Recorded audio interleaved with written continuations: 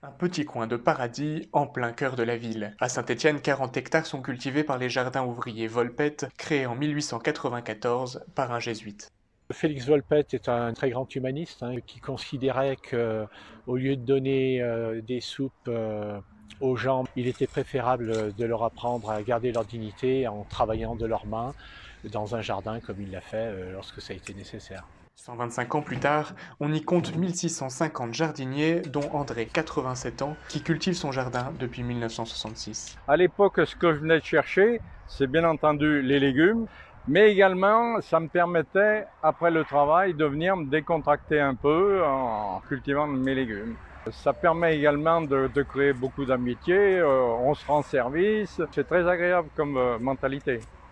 Une belle ambiance qui rassemble toutes les générations, jusqu'aux élèves de maternelle de l'école partenaire Saint-Michel, où enseignait le père Volpette.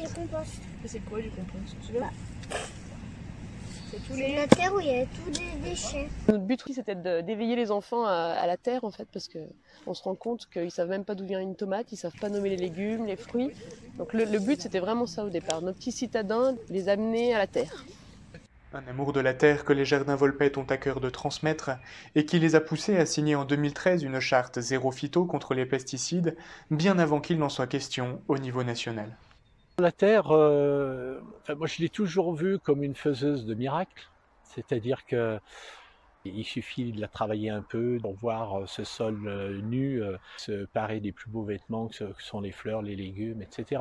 Les jardins Volpette, nés au carrefour des traditions minières et rurales de la région forésienne, font désormais partie du patrimoine stéphanois.